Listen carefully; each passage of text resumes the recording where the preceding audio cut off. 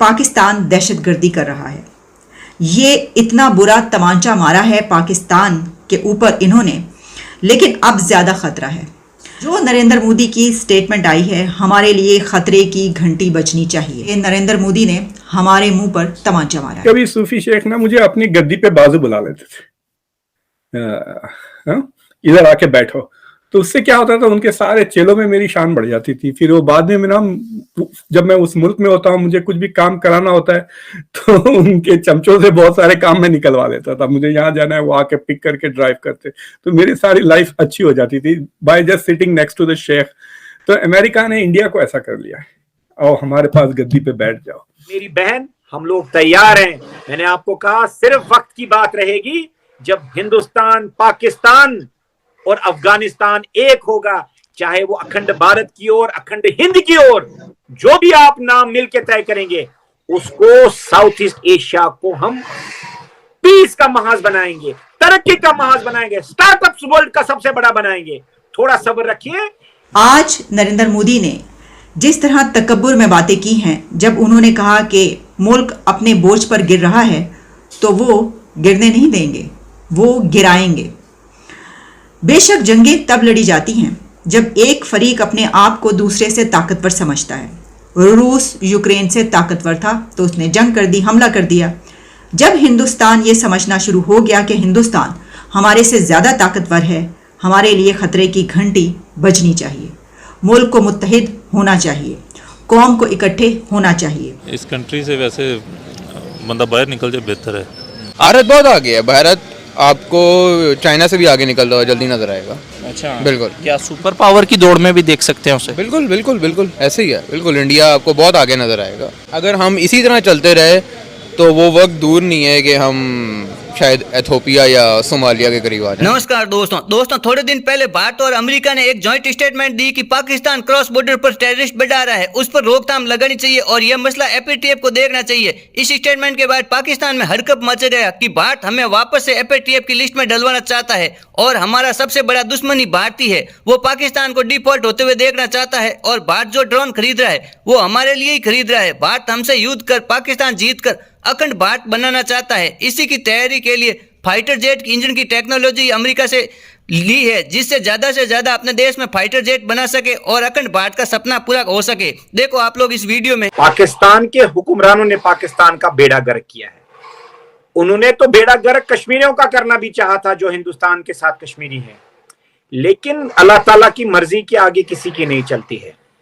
कश्मीरियों को समझ आ गया, पाकिस्तान के जो हुक्मरान हैं, कि वो अपना तो बेड़ा गर्क कर ही रहे थे, हमारा भी बेड़ा गर्क करना चाहते थे। खैर, अल्लाह ताला ने एक नई उम्मीद हमें पैदा की जब 2014 के बाद हमारे प्रधानमंत्री श्रीमान नरेंद्र मोदी जी आए। तो ये अल्लाह ताला का हम पे कोई करम रहा है कि हमारी दुआओं को 32 साल के बाद किसी ने सुना है। जिस हम तनाज में, मजहबी तनाज जो पाकिस्तान ने, या आतंकवाद का तनाज, या ड्रग्स का तनाज, अफरा तफरी का जो तनाज यहां उन्होंने फैलाया था, उसका खात्मा में सबसे बड़ा रोल जो प्रधानमंत्री मोदी जी का है। मैं तो कश्मीरी होने के नाते खड़ा होकर सलाम करता हूं ऐसे नेता को। कि डिफेंस कैपेबिलिटीज और इंडिया का जो एयरफोर्स है उसकी एकदम एलिवेट हो जाएगा। So in terms of that concrete benefit, India is not only going to have a stronger air force but will also have stronger defense technology capability इसके वजह से, right? So that is one concrete advantage. दूसरे है कि इन्होंने drones खरीदे हैं, बाज़ लोग कह रहे हैं बहुत महंगा, paid more than other countries for the same drones वगैरह, whatever it is, predator drones तो आ गए हैं इंडिया के पास, and that will increase India's capability to अपने border surveillance, border management में, और even ओशंस के ऊपर। So it gives India some better air surveillance capabilities. India का अगर मोदी बेस्ट कर रहा है तो लोग उसके साथ है ना। उनकी फिलहाल शरीफ इधर का नहीं, इतनी इसका कैलिबर ही नहीं है, to be honest. Instead of hate, और हमें एक दूसरे के साथ मिलकर काम करके अपने राइट्स जानने चाहिए और एक बेहतर मुस्तकबिल की तरफ हमें क्वेश्चन करना चाहिए उन लोगों को जो हुकूमत में है कि हमारे राइट्स ये हैं और हमें अपने राइट्स चाहिए। ट्रेड भारत के साथ क्या हर मुल्क के साथ होनी चाहिए, जहाँ पर भी क्योंकि आपको फैसिलिटी मिलती है ना, उनसे कुछ चीज़ें आपको सीखने को मिलेंगी। सर एड पॉलिसी रही है, ट्रेड पॉलिसी आज तक नहीं रही। यही मसला है, इसी वजह से हम पीछे हैं। बजाय कि एड ले ली, उसका फिर वो एड जो होती है, एड भी कब होती है, ये कर्जा होता है। एड हो तो वो तो ख़त्म हो गई थी ना। कराची पोर्ट का आपको खबर आई होगी कि उसको भी 25 ईयर्स के लिए हाँ, 25 ईयर्स के लिए सिर्फ 15 अरब रुपए के लिए दिया। अंदाजा कर 15 अरब रुपए क्या अमाउंट है? पाकिस्तानी 15 अरब रुपए, वो मिलियंस में करें तो 50 मिलियंस का है टोटल। उन्होंने बाकी कुछ रखा है, 104 मिलियन टोटल है, उसमें कुछ उन्होंने इंफ्रास्ट्रक्चर बनाना है। सर एयरपोर्ट भी दे रहे हैं, पोर्ट भी दे रहे हैं, हर बेहतर है, इससे बेहतर ये है कि उनको दे दें कि लो भी भाई आपने सारा कुछ ही ठीक करना है, बजाय कि एक एक पार्ट्स आप मुल्क का अलहदा करके किसी को देते हैं।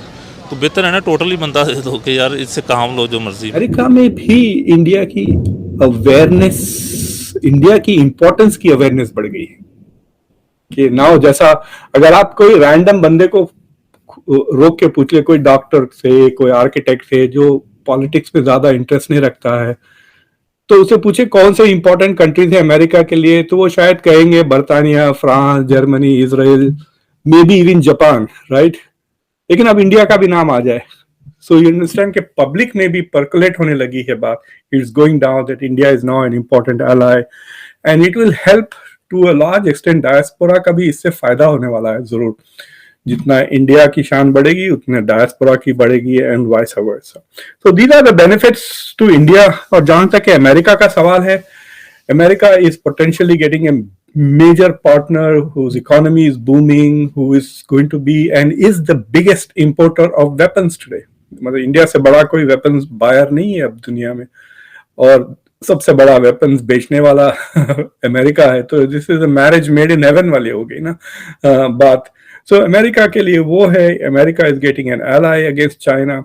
और ये जो सप्लाई चेन डिवर्सिफाई करने की बात कर रहे हैं, that could become very serious। कह रहे हैं कि 2-3 साल में 25% of all iPhones will be coming from India। ठीक है, पूरी एंटायर मैन्युफैक्चरिंग नहीं हो रही है, लेकिन असेंबली तो हो रही है, assembly and packaging and exporting तो हो रही है। सो दिस आइडिया के we need to diversify the supply chain, ताकि हम चाइना पे फुली डिपेंडेंट ना हो। ये जो not decoupling but D risking वाली जो स्ट्रैटेजी है, you can see that in action, right. अगर अमेरिका अपनी जो डिपेंडेंसी है चाइना पे मैन्युफैक्चरिंग की, अगर वो थोड़ा बहुत इंडिया को शिफ्ट कर सकता है, तो अमेरिका के पास भी लेवरेज बढ़ जाता है ना while dealing with China, and also undermines Chinese economic growth. अगर अमेरिकन कंपनीज को सिग्नल मिल गया है कि भाई इधर ने उधर इन्वेस्ट करें, so that is also an important part for the US कि US has now found friend shoring के लिए एक friend मिल गया है, right। friend shoring करने के लिए they have got a friend shoring। so offshoring से जो move होकर strategy friend shoring पे आ रही है, they have got a friend। so that is plus India का पास talent बहुत है सर, हजारों लाखों engineers, creative, hardworking, dedicated people है, और वो सब इधर आ जाएंगे। we are going to just go into, कहते हैं ना दुकान में जाके अच्छे सारी चीजें उठा लेकर आएंगे, तो they will go and pick the brains India के, will bring them here and both countries will benefit from their product. इसमें कि इंडिया का नुकसान होगा। ब्रेन ड्रेन अब नहीं रहा, ब्रेन शेयरिंग हो रही है इंस्टेड ऑफ ब्रेन ड्रेनिंग। तो this has send the signal सारी दुनिया को कि India is a serious player, is a world leader now. He hangs around with the big boys. वो कहते हैं ना हाई स्कूल में you are hanging around with the cool crowd. So India is now hanging around with the US। भाई बाकी सब बेकार है, सब चिल्लर हो गए हैं सब। ये रशिया क्या चीज का पुतिन के ऊपर तो वारंट भी निकल गया है। Who wants to hang around with Putin when you can hang around with Uncle Joe? तो that is an elevation। तो अगर आप देखें ग्लोबल साउथ वगैरह में इंडिया का स्टेटस तो काफी बढ़ गया है ना। तो अब जैसा वो इजिप्ट गए, they had to take out their best medal to give it to escape, मतलब to match the seriousness। तो in that sense that is also मतलब ये कह सकते हैं कि आप ये सॉफ्ट पावर वाली कैपेसिटी भी इंडिया की बढ़ गई है इस विजिट के लिए।